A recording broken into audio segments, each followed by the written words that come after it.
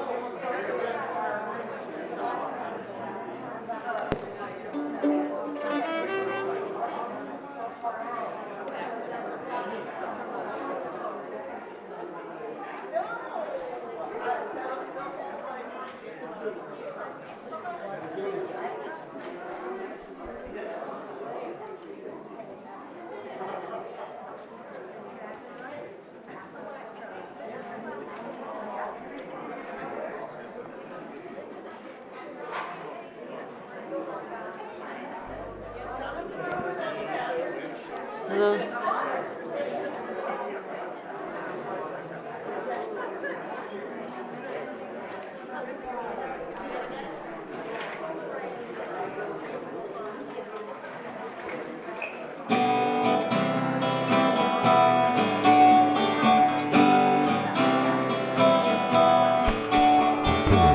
Don't you know they're talking about a revolution? It sounds like a whisper. Don't you know they're talking about a revolution? It sounds like a whisper. While they're standing in the welfare lines, crying at the doorsteps of those armies of salvation, wasting time in the unemployment lines, sitting around waiting for a promotion. Don't you know, talking about a revolution? It sounds like a whisper. Poor people gonna rise up and get their share. Poor people gonna gonna rise up and take what's theirs. Don't you know you better run, run, run, run, run, run, run, run, run, run, run, run. Oh, I said you better run, run, run, run, run, run, run, run, run, run, run, run. 'Cause finally the tables are starting to turn, talking about a revolution. 'Cause finally the tables are starting to turn, talking about a revolution. Oh, no, talking about a revolution. I've been standing in the welfare lines, crying at the doorsteps of those armies of salvation, wasting time in the unemployment lines, sitting around waiting for a promotion. Don't you know we're talking about a revolution? Sounds like a whisper. Finally the tables are starting to turn, talking about a revolution. Yes, finally the tables are starting to turn, talking about a revolution. Oh, no, talking about a revolution. Oh, no, talking about a revolution. Oh, no.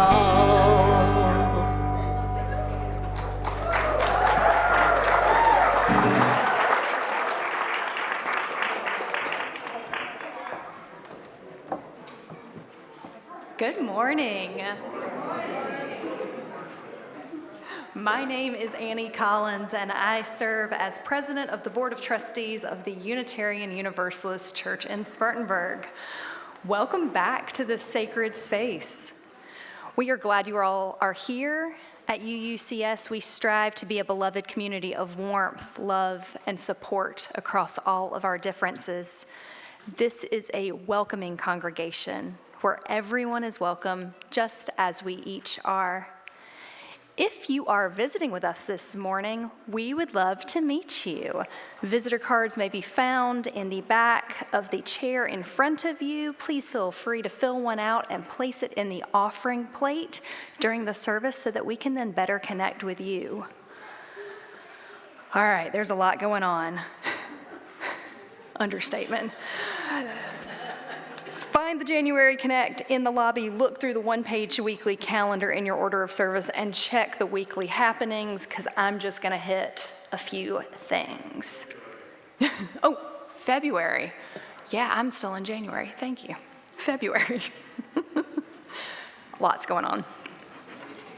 Because of our 2 snow Sundays, our annual fun launch is happening during our service today. Woo! We have intent to give envelopes for you to pick up at the back of the sanctuary, movie treats for which you can indulge during the service, and a costumed cast of the annual fun committee team members to remind us that we can fly. At the end of service, there are hot dogs, meat and vegetarian, and more treats in the fellowship hall. There will be a Peter Pan movie playing and a table where you can pick up or turn back in your intent for giving cards. This is fun. Let us share our gifts as we are each able and build our congregation and fuel our incredible ministry together. After the service, we also have Merica Tam leading class here in the sanctuary on pronouns and gender. Grab a hot dog from the fellowship hall, come engage in rich discussion. Our culture's discussion of pronouns preferences can quickly become politicized and hurtful. So beholden we are to a gendered binary. Other cultures have different concepts of gender expression in languages, and these include some really fascinating perspectives. These examples can be really freeing to us. So come share your experiences, learn how we use pronouns in English, and how that has been historically part of the patriarchy and colonization. Our instructor, Merica Tam, will use her PhD in English to challenge the binary and offer us a wider world. Our monthly humanist meetings will take place this Wednesday, February 11th at 7 p.m. in the Fellowship Hall. Our own Reverend Ann Garner, who participated in the call to clergy protest in Minneapolis, will join us for a vigorous yes.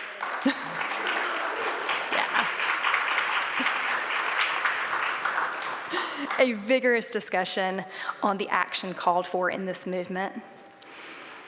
On Saturday, February 14th at 10 a.m. here in the sanctuary, we will host a Share the Love yoga to support our immigrant neighbors in spirit and in action.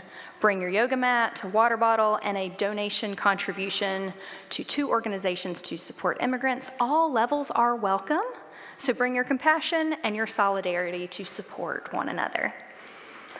Then, on Sunday, February 15th, from 6 to 7 p.m. in the sanctuary, join us in singing for solidarity with members of our congregation and the wider community. It is a gathering rooted in a simple truth that we are not alone and hope is real. We lift our voices to the people of Minneapolis and to those around the world who are caring for one another, standing up for justice, and co-creating a world where mutual thriving is possible. We gather to sing because song reminds us we are stronger together.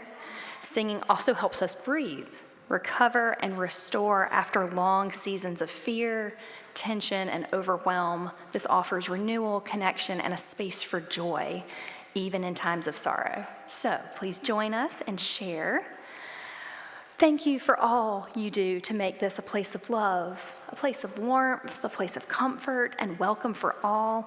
Now I would like to invite Jim Scanlon, who leads Mission, Vision, Covenant, Mission Objective 2, and that team to share an update on the progress we have made. Following Jim, Mary Underwood, our annual fund campaign chair, will also come forward and launch the annual fund campaign. Woo.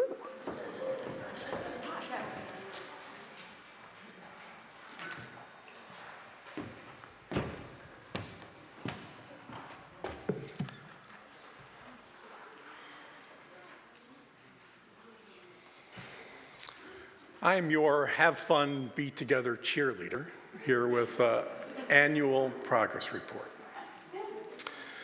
The congregation began writing its new purpose statement 4 years ago and started work on mission objectives about 2 years ago. Mission objectives are goals that we set to help us fulfill our purpose. The objective that I cheerlead is about our shared ministry. We minister to each other. We serve our purpose by growing our time spent together. This past year, we've been experimenting with a change to the Sunday schedule. The church now opens at 9:30 for coffee and conversation, and enriching programming convenes at 10. There's something for everyone, children, youth, and adults. And now, everyone worships together in a multi-generational service. This is shared ministry in action. It goes both ways between each generation, even with the children. We model worship for them, and they inspire us through their sense of wonder. I hope you agree with me that the schedule change has been a success, and that it has increased our time that we spend together. We've grown to the point where it is difficult to know everyone here. And yet, one of the best parts of joining a church is getting to know some congregants well. Covenant groups have always been important in this church, and we've grown the number to meet the need. And we've created new ways to be together. We have partnered with the United Church of Christ to offer a progressive Christian service once a month, and that aligns with our humanists and pagan groups. There are now several special interest groups that meet regularly, and that includes multiple book groups, a men's group, crafting group, a new outdoors collective, 2 lunch bunches, and multi-generational supper clubs. And I'm sure I'm missing some things.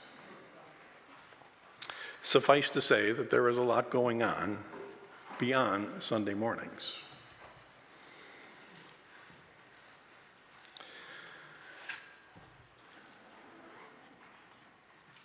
We've accomplished a lot towards this mission objective in a short time. And we're just getting started. If you're new here, then know that your presence increases the fun had by all. And if you've been here a while, then I encourage you to devise new ways for us to be together. Think the Field of Dreams mantra: if you build it, they will come. Everyone has a role to play in building this beloved community. I can't wait to see what new ways you dream up in this next year for having fun being together.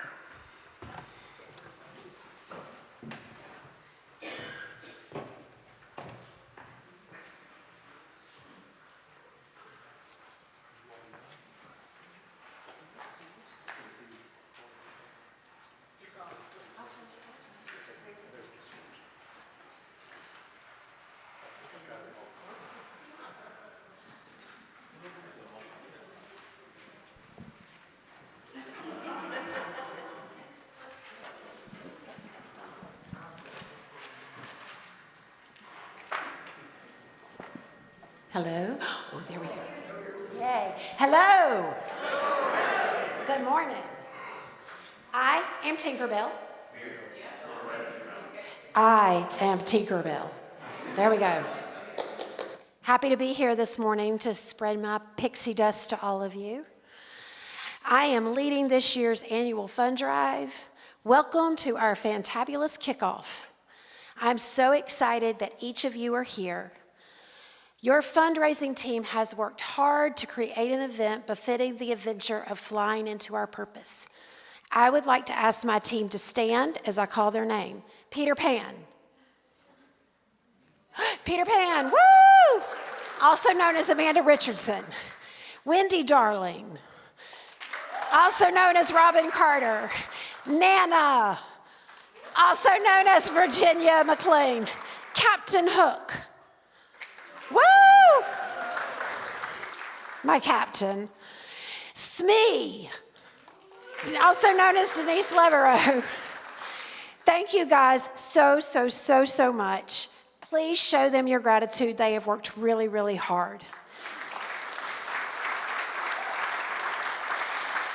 I hope that you all are enjoying your popcorn and movie candy and sodas.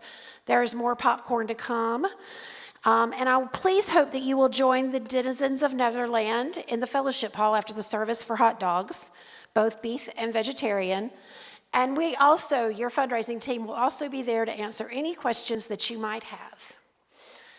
If you didn't get your envelope on the way in with your flyer and intent to give form, please grab it on your way out this morning. You can place your completed intent to give form in the baskets on this back table. We'll also take them into the fellowship hall afterwards at any point in the service or afterwards.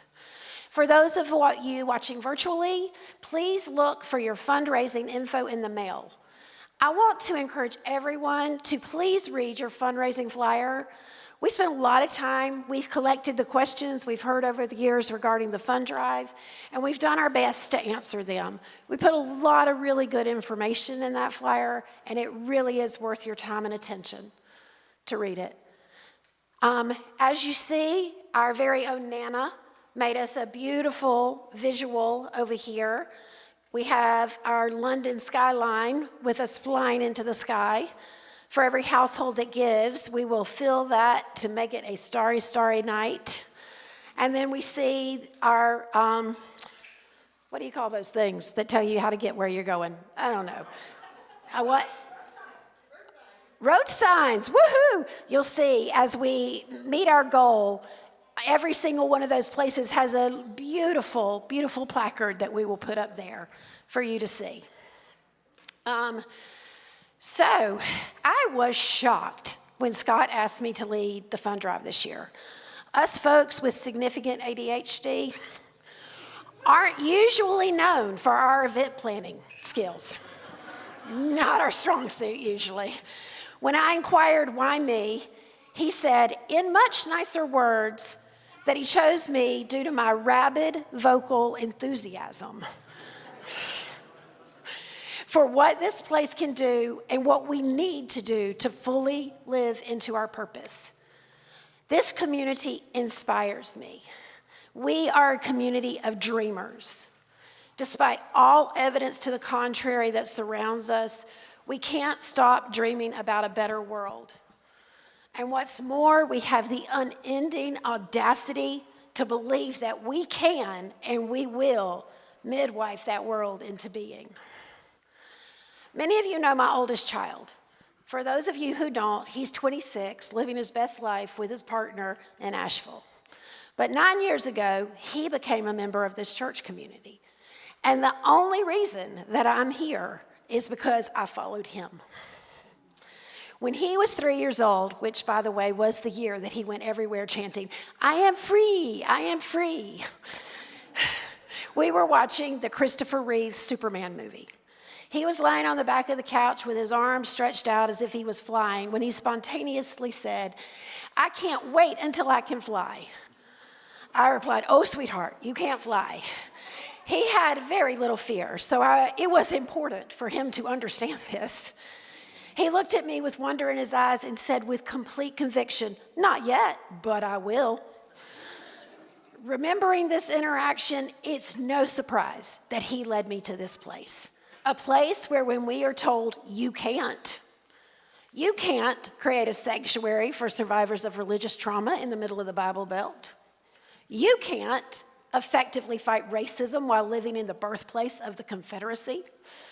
You can't start a pride celebration that will blossom into a community-wide event. You can't. Our response is invariably, watch us. Over and over again, just watch us. Even when our own confusion, lack of clarity, or fear tries to clip our wings, we keep pushing forward. Time and time again, the heart of this place refuses to be limited. There is an energy that pushes us forward despite the obstacles, even when those obstacles are our own fear and resistance. I believe deep in my bones that we were meant to be here, in this place, in this moment in time, for exactly this reason. And I need each and every one of you to believe it too. The reality is that money is a necessary ingredient in manifesting this belief. To be what we want to be, we have to invest our time, our energy, our love, and our finances into it. Being a place that changes the world in both small ways and large requires a strong, healthy, vibrant foundation. That foundation is our space and our staff. Living our purpose requires us to support and care for the physical space that supports us in living that purpose and to invest in adequate staffing. To live our values, we have to commit ourselves to paying the people who work their tail feathers off for us for their time, even if we won't ever be able to pay them fully for what they are worth. I know that we can do this. I believe in us, and I'm asking you to believe in us too. I'm asking you to be all we can be and all that we want to be. I'm asking us to fly. There is a magic here, a magic that sustains us. And it is time, my friends, time to follow that energy to the next level. We are being called not only to believe in what we are, but to believe in what we are becoming. It's time to invest our resources with our hearts wide open to nourish this place to the best of our capacity, because we can fly. And I, for one, am excited to see just how far we'll go. Thank you.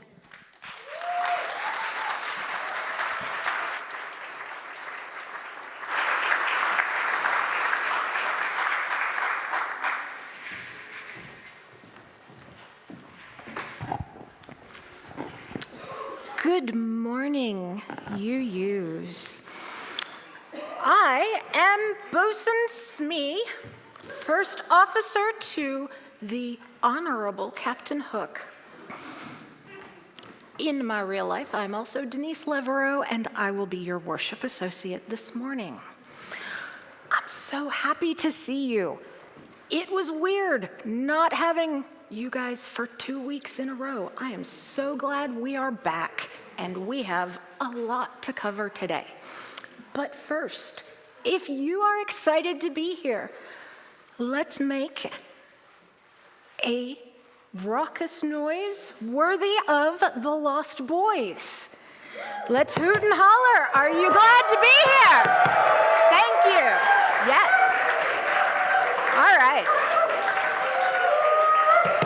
Woo! Okay. Now that I have ruined everybody's ears, for our chalice lighting this morning, we have several statements. First, we have the statement of purpose for UUCS that was voted on by you, our congregation. We seek to create a world of mutual thriving for all beings, where everyone has enough and no one has to be afraid. Together, we strive to build this beloved community, growing in wisdom, care, justice, service, and wonder, open to all.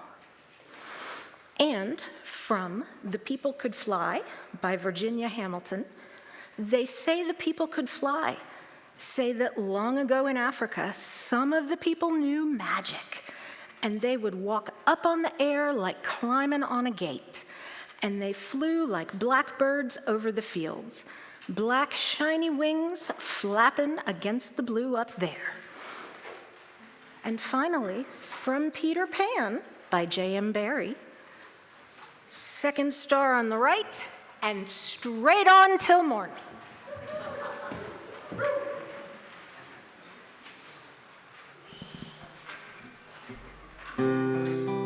Just before we begin,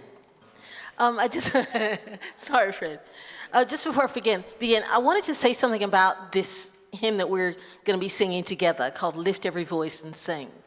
It's a song for me that goes way back because my mother taught it to me.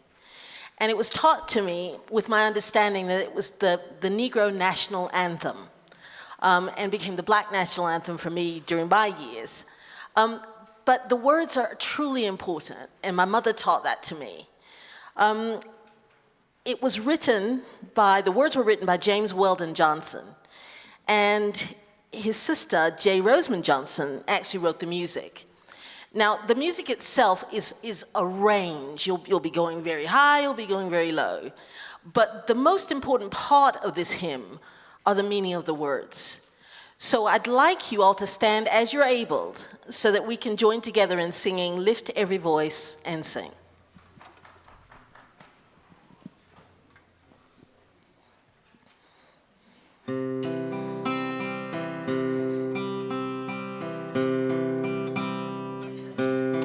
Lift every voice and sing till earth and heaven ring with the harmonies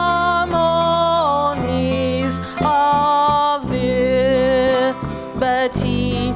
Let our rejoicing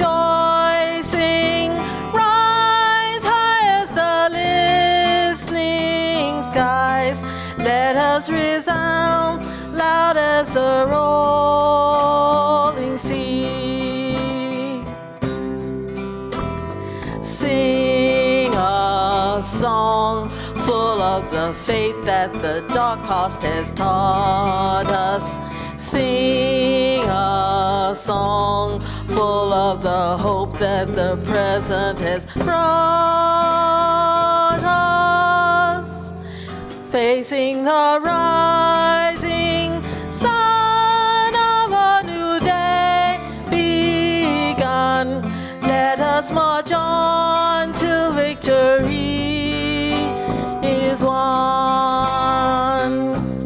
Stony the road we trod, bitter the chastening rod, felt in the days when hope unborn had died, yet with a steady beat have not our weary feet come to the place for which our fathers sighed.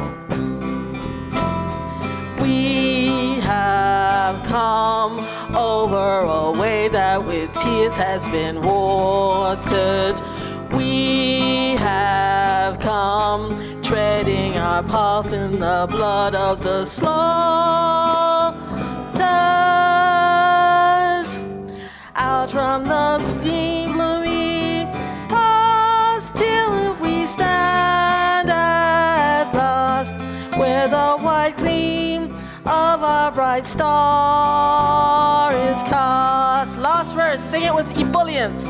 Lift of our weary years, God of our silent tears, thou who hast brought us thus far on the way, thou who hast by thy might led us into the light, keep us forever in the path we pray.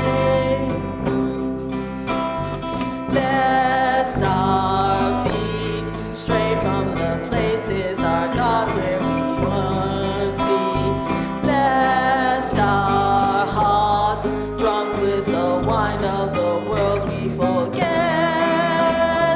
thee, shadowed beneath thy hand may we forever stand, true to our God, true to our native land.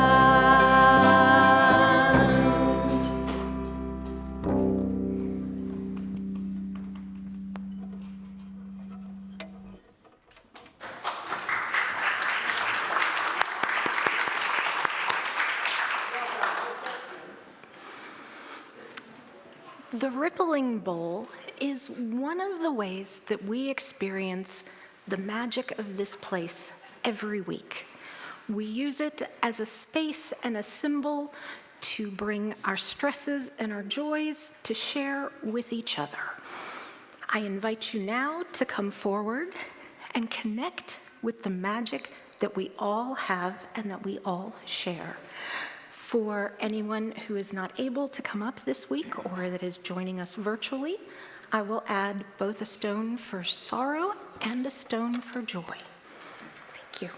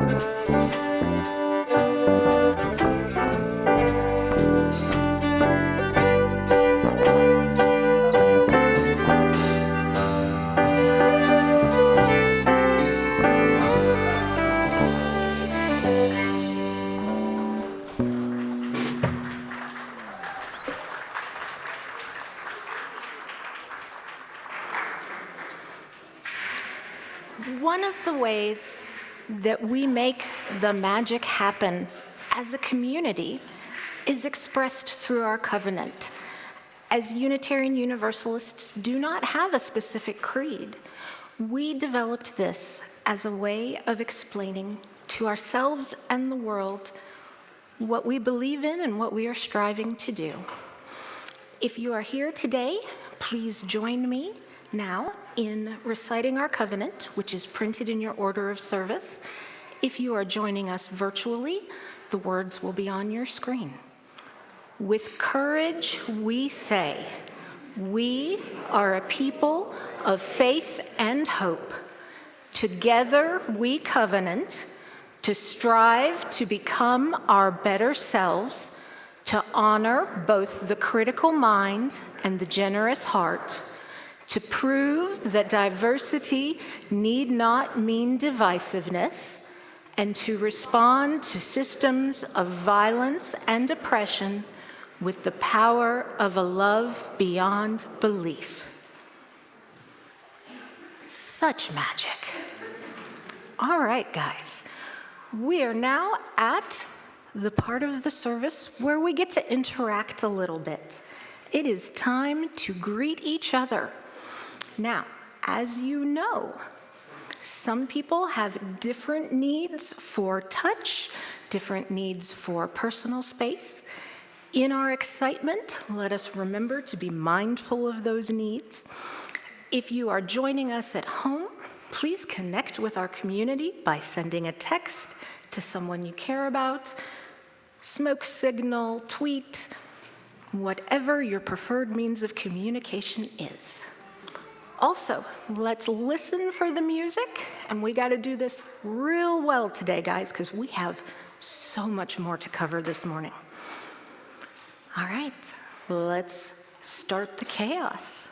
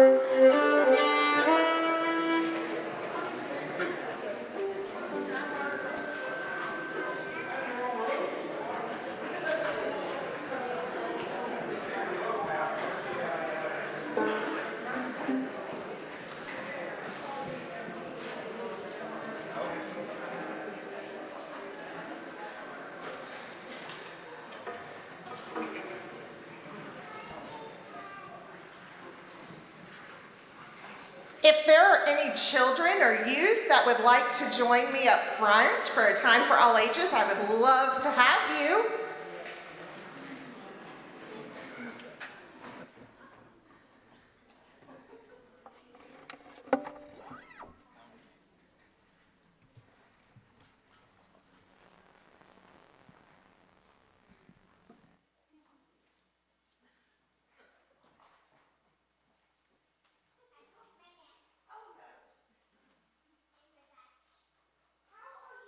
Doing? Good. I haven't seen you guys in forever. Well, it isn't forever. It feels like forever.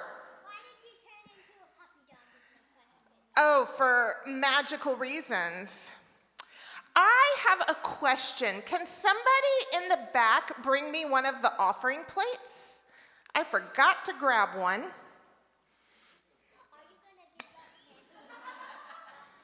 I am not going to give you any more candy and popcorn and stuff. So sorry. Thank you. I have a question. How would I get to visit my friend who lives far away in Wisconsin? How could I get there to see her?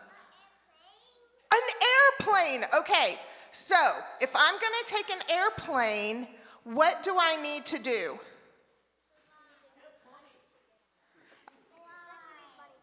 I need money, okay, so I need to fly. I need to pack stuff up, so I need to take some time, pack all my stuff up. I need to buy a ticket, so I need money. What else?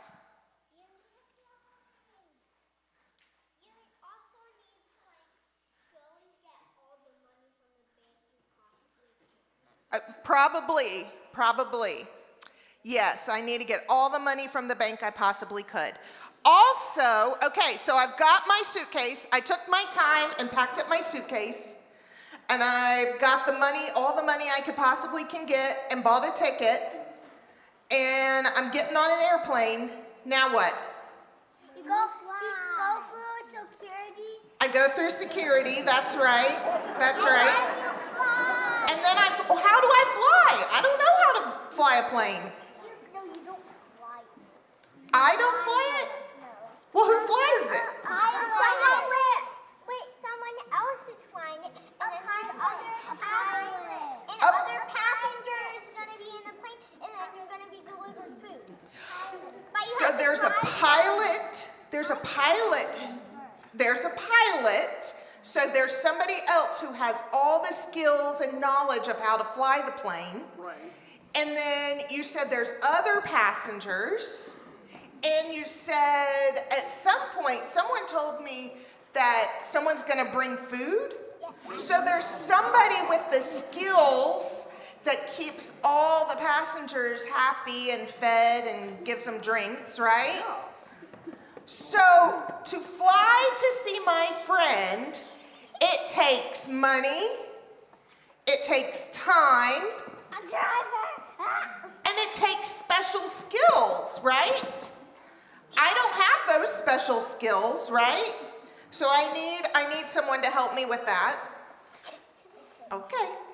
And it takes it's not just me on the plane, it's a whole community on the plane, right? Yeah. You want to know a secret? Our church is kind of like an airplane. Do you know that? How did you know that?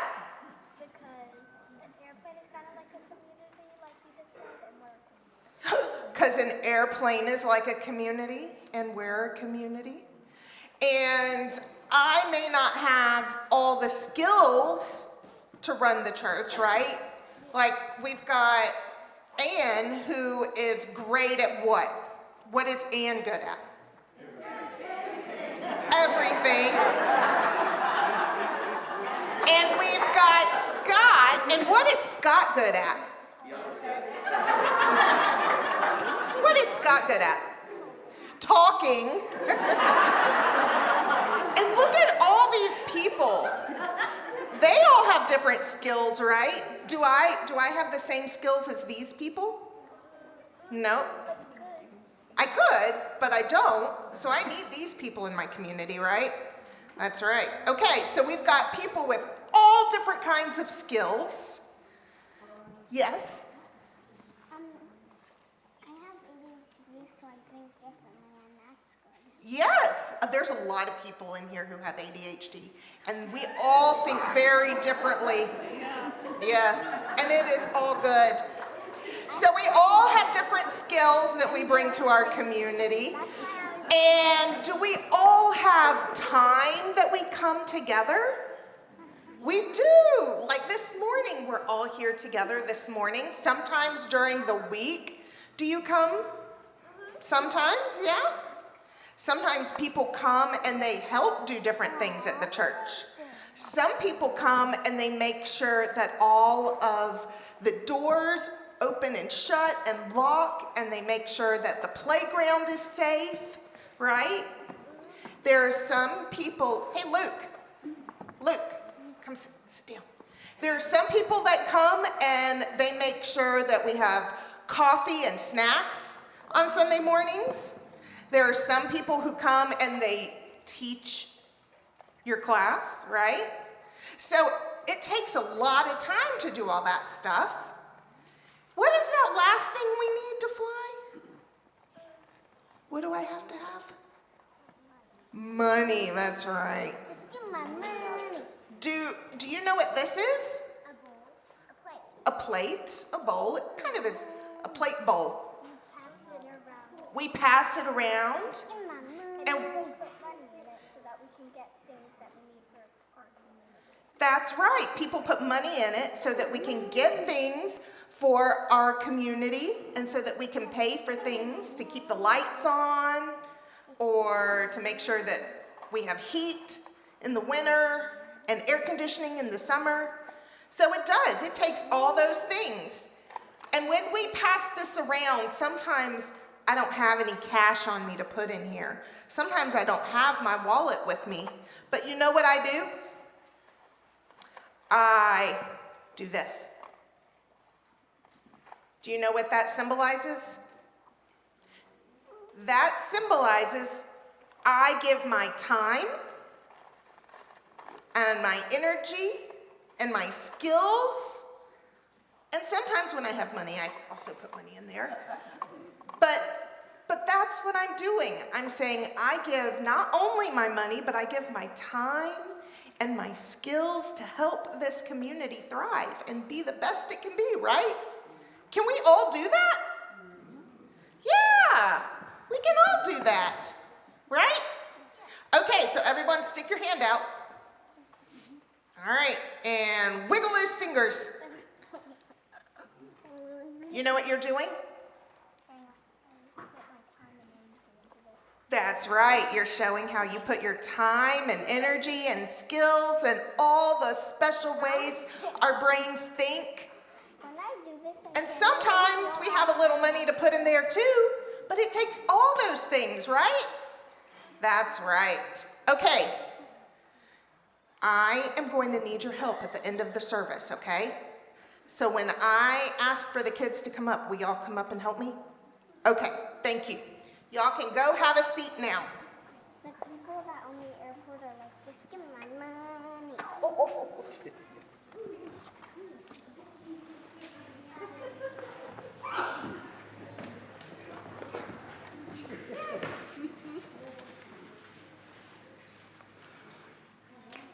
It is now the point in our service where we do think about our financial gifts.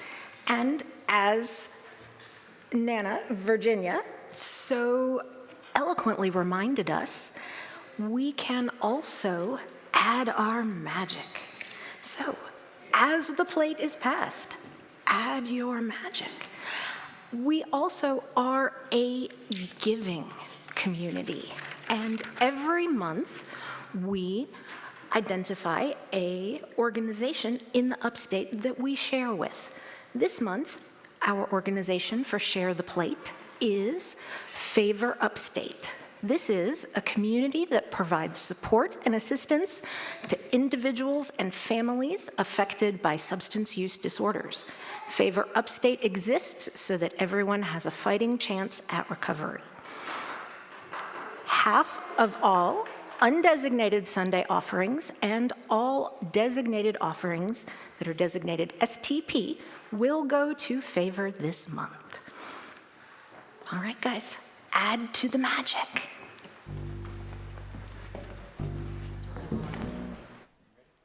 Okay, yeah.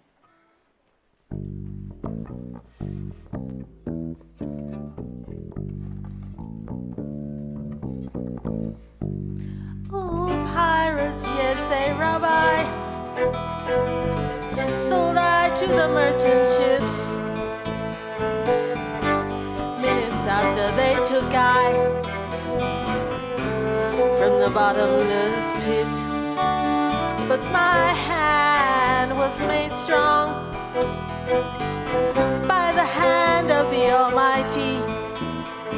We forward in this generation triumphantly. Won't you help to sing these songs of freedom? 'Cause all I ever have, redemption songs, redemption songs. Emancipate yourselves from mental slavery. None but ourselves can do our minds. Have no fear for atomic energy, 'cause none of them can stop the time. How long shall we kill our prophets while we stand aside and look? Ooh, some say it's just a part of it. We got to fulfill the book. Won't you help to sing these songs of freedom? 'Cause all I ever have, redemption songs, redemption songs, redemption songs.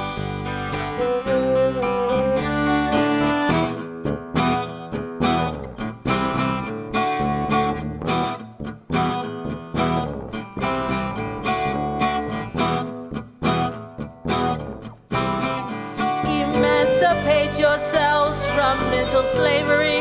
None but ourselves can free our mind. Oh, have no fear for atomic energy, 'cause none of them cannot stop at the time. How long shall they kill our prophets while we stand aside and look? Yes, some say it's just a part of it. We've got to fulfill the book.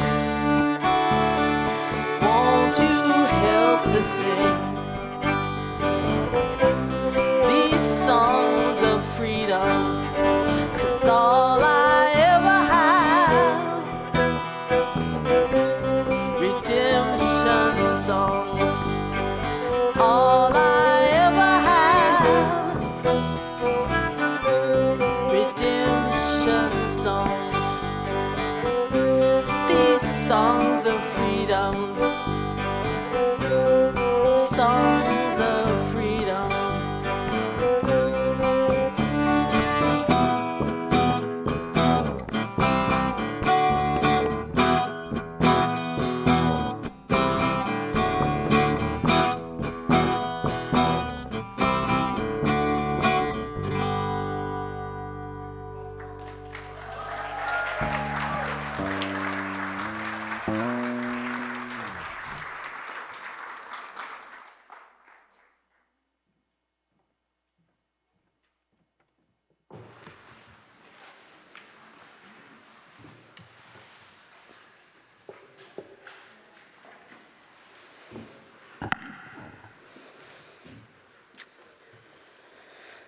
On March 8th, 1965, Dr. Martin Luther King Jr.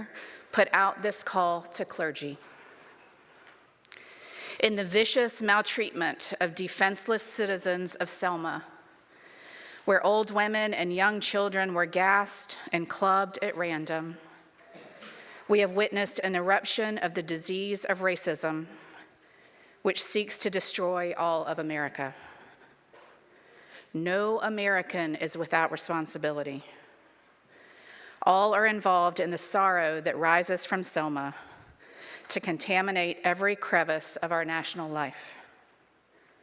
The people of Selma will struggle on for the soul of this nation, but it is fitting that all America help to bear the burden.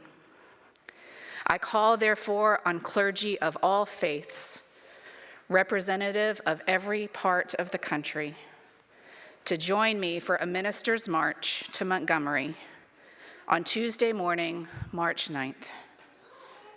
In this way, all America will testify to the fact that the struggle in Selma is for the survival of democracy everywhere in our land.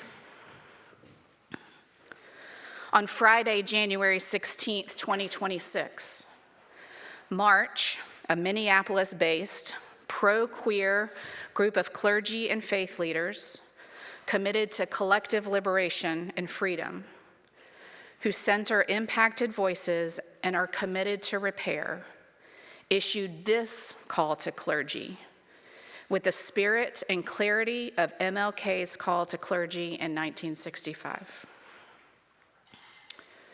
And the targeted violence against immigrant communities from Latine and Somali neighborhoods, where families are being torn apart by masked agents, where communities are organizing, resisting, and protecting one another, and where Renee Good's life has been taken with reckless disregard for the preciousness of human life. We are witnessing an eruption of corruption, racism, and the worship of money over life itself, now threatening the soul of this nation. No American is without responsibility for the 600+ and growing number of people kidnapped and missing from our communities, nor for Renee's murder. All are involved in the sorrow that rises from Minneapolis and contaminates every crevice of our national life. The people of Minneapolis will continue to struggle for an end to suffering and violence and to redeem the soul of this nation. But this moment also demands that others come to witness what is being tested here, to learn from how communities are responding, and to help bear the burden together. What is unfolding in Minneapolis will not stay here. We therefore call on clergy and faith leaders of all faiths, representative of every part of the country, to join us for a day of witness and resistance, a working convening rooted in accountability to impacted communities and designed to build the relationships, skills, and commitments needed for sustained action across the country. In this way, all who come will bear witness to the fact that the struggle in Minneapolis is for a new America, a new beloved community, and a new democracy everywhere in the world.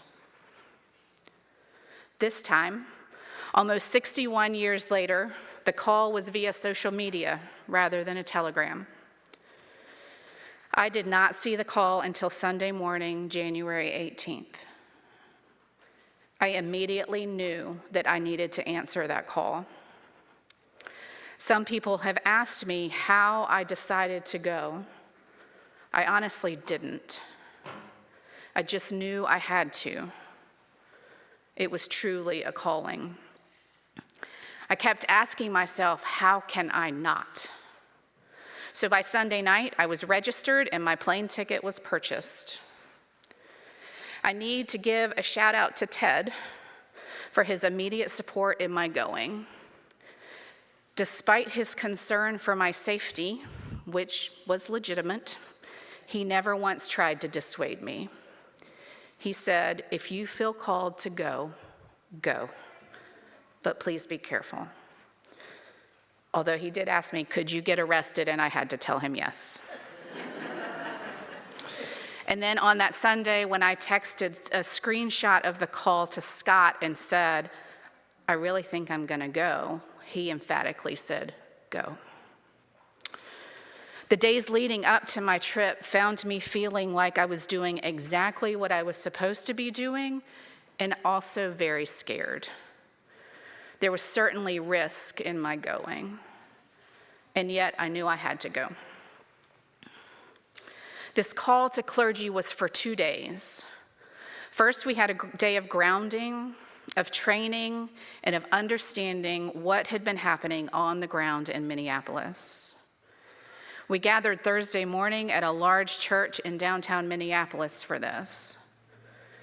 It was truly something moving to sit in a beautiful and large sanctuary that seats almost 1,500 people and realize that it was almost completely full of clergy. The word on the street is that there were between 1,200 and 1,300 of us gathered in that space. I don't know the actual total number, but I do know that there were around 200 UU clergy there. And this all happened in 5 days. That many people were able to put everything on hold and go to Minneapolis. Friday morning, while some clergy were protesting at the airport, with almost 100 of them being arrested, I was part of a busload of clergy who gathered at San Pablo, St. Paul's Lutheran Church in South Minneapolis, to participate in a spiritual pilgrimage from where George Floyd was murdered to the Say Their Names graveyard, and then to where Renee Good was murdered.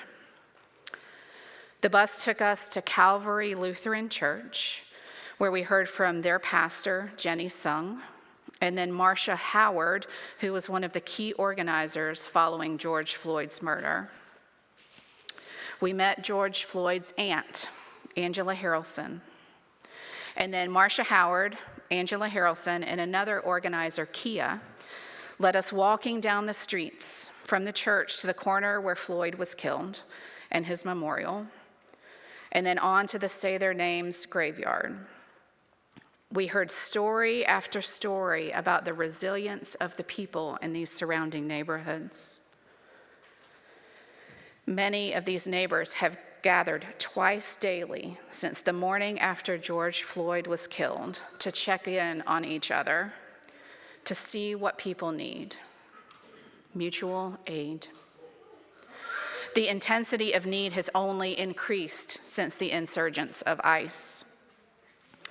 Then we returned to the bus to head to where Renee Good was killed and her ever-growing memorial. We didn't know this until after the fact, but our bus was trailed by ICE, who somehow knew we were clergy. They did not interact with us, but they did stop a car behind them that contained 2 clergy persons. They smashed the driver's side window and tried to pull her out of her car. ICE finally gave up and let them go, and those 2 clergy followed us back to the church, with the driver needing medical attention.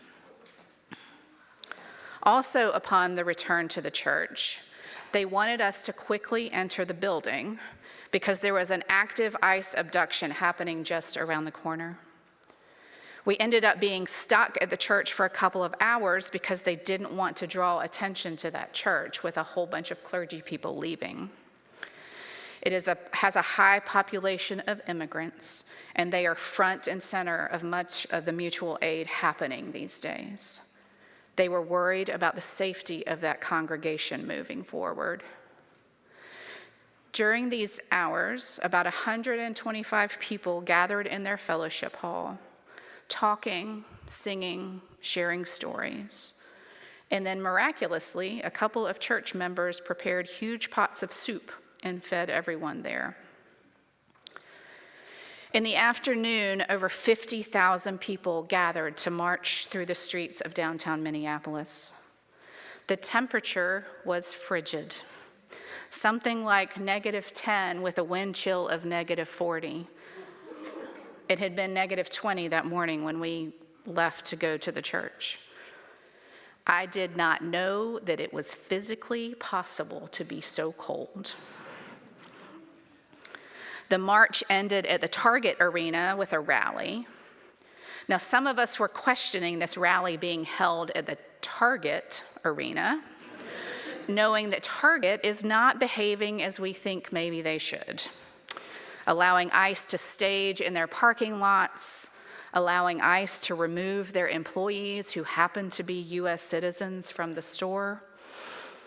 The MC noted the juxtaposition, but stated that the tax dollars of Minneapolis residents also pay for that arena, so it is still theirs.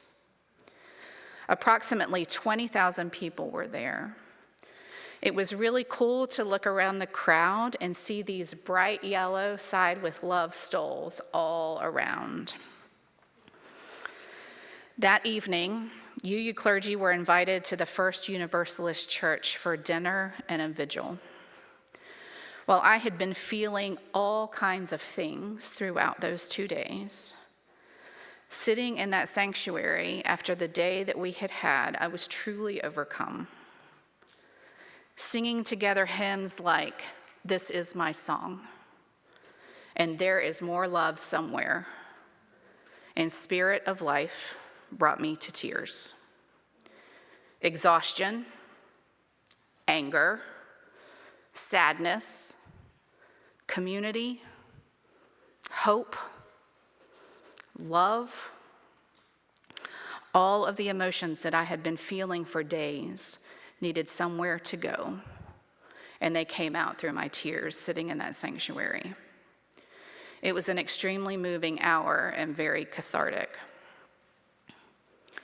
I was sitting on the plane awaiting maintenance to fix a mechanical problem because it was so cold on Saturday morning when my phone started blowing up with the alerts about Alex Preddy's murder.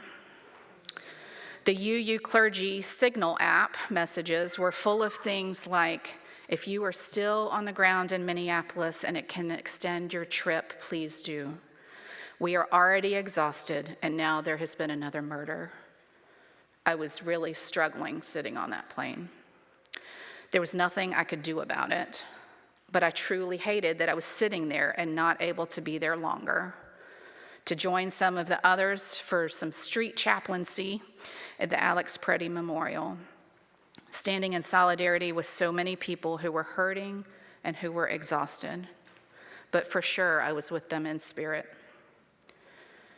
Part of the reason for this call was for those of us who were able to go to Minneapolis to then take what we learned there back to our own cities and towns. For us to have some knowledge on how to begin developing relationships within our own communities, which we might need to resist an occupation. Political scientists define America no longer as a democracy, but at this moment as an authoritarian breakthrough of democracy. This is not a drill. Feeling angry is understandable, but that is not taking action. Watching what is happening to our country on social media is no longer an option, because that is not taking action. We have to do something. We have to take action. As UU Minister Ashley Horan says, we all have to take shifts for the revolution. It's time. The stories we heard from people on the ground and doing the work were difficult to hear. The images you are seeing on the news and social media are accurate. Don't let anybody tell you it's not and that it's over-exaggerated. In some areas, it looks like a war zone. There are more ICE agents there than local law enforcement. So many people in the Twin Cities are afraid to leave their homes. People are not going to work. Kids are not going to school. People are being evicted from their homes because they aren't going to work, so they aren't getting paid, so they can't afford their rent. People are disappearing without any due process. But in the midst of all of this terror, there is so much goodness happening there. Community in the very best sense of the world is what is happening. Neighbors helping neighbors, mutual aid, taking care of each other, food boxes delivered to people who are afraid to leave their homes for fear of being abducted by ICE, neighbors picking up their neighbors' children from school, breast milk for a 3-month-old being delivered because the mother was abducted the day before, massive neighborhood watches, people driving around neighborhoods looking for ICE and then blowing whistles and honking horns or turning on car alarms when they see them to notify others that they are nearby. As someone said, it is ordinary people doing ordinary things. What we hold dear is not lost, but it is being tested. We have to hold on to the fact that we have friends everywhere, even if we've never met. The theology of showing up is making Minneapolis a holy place. So what do we do? Stand up. Call Congress. Boycott Target and all the other companies who are supporting ICE. Attend and even organize protests. All of these kinds of things are extremely important. But I think the most important thing is to stand with those who are being targeted by this administration. Sometimes that is immigrants. Sometimes that is people of color. Sometimes that is people who are standing up for their neighbors. Community is the cure. I fully believe that we were created to live in community. And being in community and taking care of one another is how we are going to get through all of this. Marcia Howard told us constancy, community, and care are the key. And I believe that. So what do? We follow the lead of the beautiful people in Minneapolis. We help with mutual aid. We participate in an ICE watch and notify others of any ICE presence.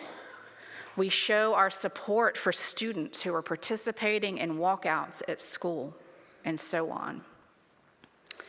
What do? Be in community with one another, full stop. No one is coming to save us. We are the ones who will do that. There is so much more I could say, but this has already been a very full and beautiful service. There will be time for more stories later, so just ask. I'll be sharing again at the Humanist meeting on Wednesday at 7 here in this fellowship hall. And also, please come next Sunday, February 15th at 6 p.m. in the sanctuary for Singing in Solidarity, a time to gather to sing as a way of building community and drawing on strength to stand for what we know is right, bringing something that is happening regularly in Minneapolis right here at Spartanburg. So in closing, I need to say thank you. Thank you for going with me when I answered the call. I really did take you with me. Thank you for your care and your concern while I traveled. I got so many texts and messages and phone calls checking to make sure I was okay. Many of them saying, "Did you get arrested yet?" Thank you to those who donated funds to offset my expenses. But most of all, thank you for being this place, this beloved community that supports me in getting into good trouble. Thank you.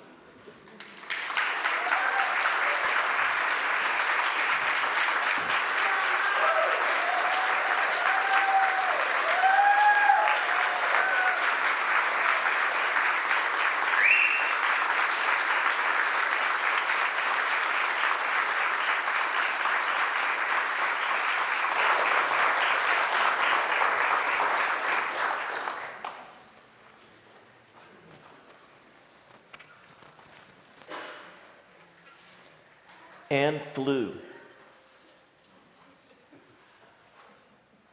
Anne flew. And when she flew, she didn't fly alone. She took us with her. As I watched her fly, I was so moved to see so many of you and circles of others following her on social media and through text, through your prayers and your love and your heart. We went with her. She said it herself. We tell these stories about flying because we can fly. And there are folks who want to tell us that we can't. And they're wrong. We can fly. And when we fly, others fly too. You can see it in the story we've told the last month from Peter Pan. There's not one person that flies. It's a whole team. And this month, to celebrate Black History Month, I would like for people online who might not otherwise watch this service, who would like to tell us that our history is not what it is and would like to erase what our history is, that we're going to celebrate Black History Month here. And when we celebrate Black History Month this month, we're going to tell another story, a Black folktale, The People Could Fly. It's a story of liberation, of people finding within themselves the magic and the power to lift out of enslavement. And when they fly to freedom, they take others with them. One person's gift awakening others' gifts until we are all changed.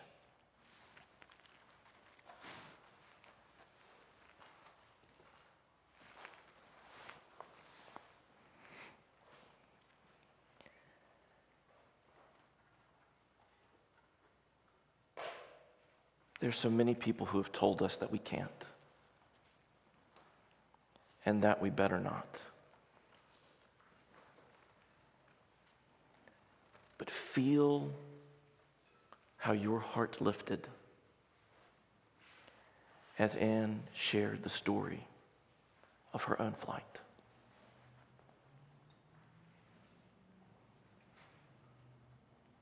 Now spread your wings too.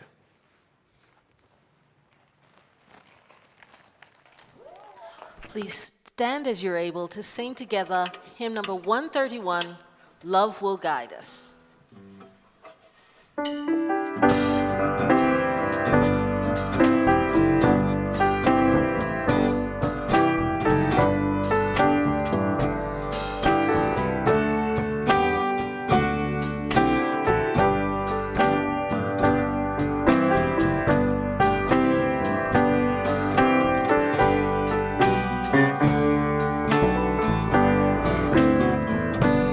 Love will guide us, be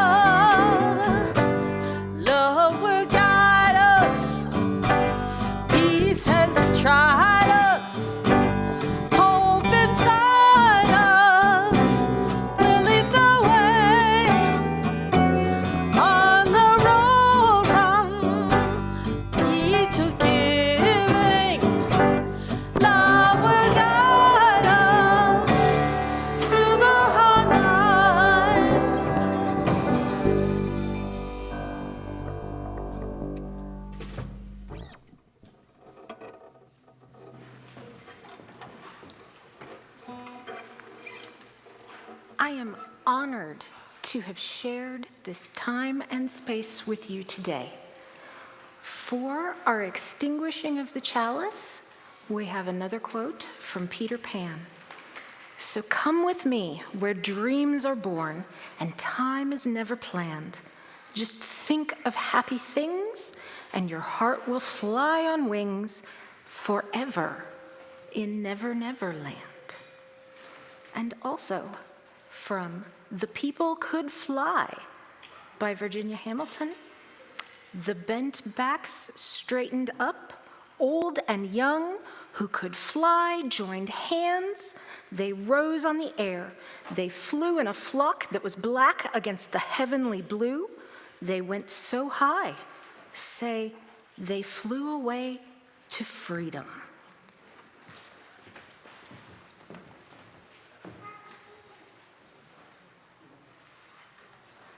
You ready? Kids.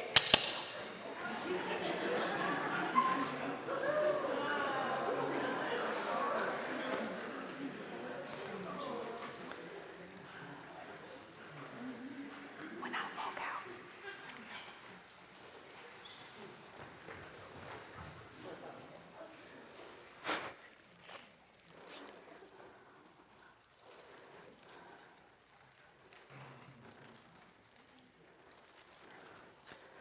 we can fly. Who's with me?